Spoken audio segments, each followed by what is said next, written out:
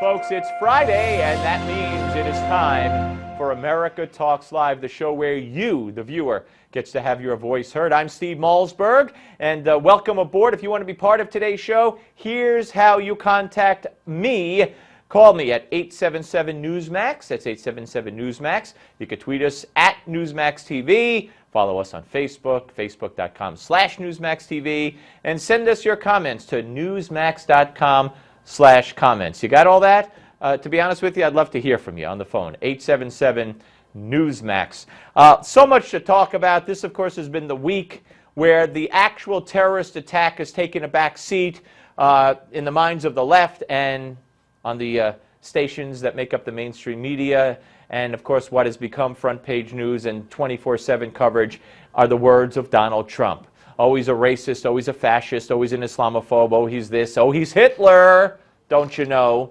Of course, what Donald Trump is doing is no different than what he's proposing to do by banning Muslims from entering the country temporarily. By the way, non-American Muslims, not American soldiers who are fighting overseas and need to come home, not a Muslim couple who went on vacation and needs to come home. That's all baloney. Very specific Muslims who want to come to this country who have never been here, and he's saying, wait, we can't have it now. Why?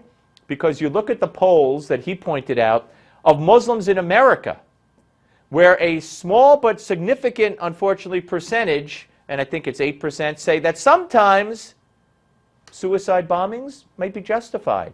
And 51% of Muslim Americans, according to the poll he referenced, want to live under Sharia law, which is incompatible with our Constitution. Now, I've heard Barack Obama say our Constitution is a flawed document. I don't know if he's ever said Sharia law is flawed. I don't know. Maybe he did, and I missed it. And Muslims who are not in this country, Muslims from all over the world, whether it's in Africa, in the Middle East, wherever, in Asia, the Pew Research polls that have been done, and there's a list of Muslim countries, probably 25 of them, and most of the Muslim countries, people, and in most of those countries, it's way over 50% to 60, 70, 80, 90%.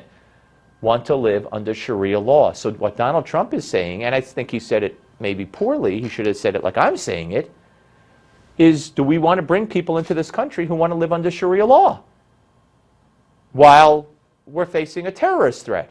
And just had the biggest terrorist attack since 9/11 under Barack Obama, who refuses to call it what it is. Listen to Josh Earnest talk about the fact that in the aftermath of San Bernardino, actually I think this was on Black Friday, a record number of people went out and bought guns. Watch. There are already an astonishing number of guns on the streets of America, and far too many innocent Americans who are being killed by them. So the idea that our reaction to innocent Americans being killed by guns is to dump 185,000 more guns onto the streets of America is tragically ironic. Tragically ironic. Americans killed by guns. San Bernardino wasn't Americans killed by guns. It was Americans killed by radical Islamic jihadist terrorists.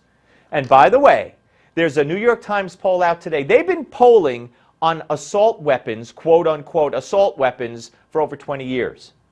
The poll out today, taken after San Bernardino, for the first time since the New York Times has done polling on the so-called assault weapons, shows that by a majority of Americans, 50%, are against any ban on so-called assault weapons. In the last time they did this in 2011, that number was 16% less. It was 34% against the ban. Now it's 50% against the ban. First time ever, a majority. Why do you think that is? Because we feel so safe? Let's get to the phones because this is your show after all. We weigh in with John from Baltimore. Hello, John. Hi, Steve. Thanks again for taking my call. I'm a very loyal follower of Newsmax. I'm only 18 years old. Oh, I remember you. Quite okay, frankly, sure. Go ahead. Quite frankly, I am... Sorry, excuse me? No, go ahead, John. Oh, sorry. I'm really scared about, the future of this country, and quite frankly, I think it's time that we take political correctness and throw it in the garbage can. I'm just so fed up, it's not even funny anymore. And quite frankly, what really disturbs me is the left labeling Donald Trump as this Islamophobe, this Nazi, this Hitler and everything. But quite frankly, this man, all he wants to do is keep American citizens safe. And that's the most important part about him, I think. And, I even saw another report on Newsmax website today that an ex-DHS employee said that Obama shut down an operation that could have stopped the San Bernardino attack. Now, Steve, my ultimate question is, how bad can this stuff get? How bad is it going to get before this country goes up in flames? Well, John, I don't know the answer to that question, but I will fill people in the next segment on the whistleblower that you're talking about, who was on with Megyn Kelly last night, a gentleman by the name of Philip Haney, one of the original members of the Department of Homeland Security. Let's go to Trooper Tom from Pennsylvania. Hey, Tom. Hello? Yes, sir. You're on. Thanks for calling. Yeah. How you doing, Mike? No, it's Steve. Listen, it's Steve, Tom, but that's okay. Oh, I've been called a lot worse. I'm listening to the radio on the left side of me here, too. Okay, go ahead. Obama will not leave office. That's my opinion. Everything that's being talked about, the election and Trump and everybody else, it's all academic. The more havoc, more turmoil in the United States, the more he's going to stay. Well, Tom, we're almost out of time in this segment. I thank you for calling.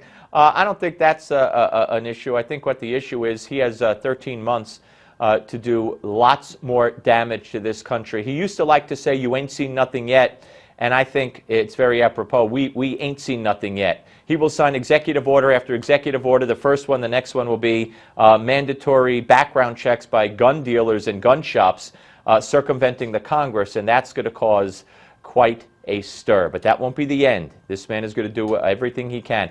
More of America Talks Live coming up right after the break. Don't go away.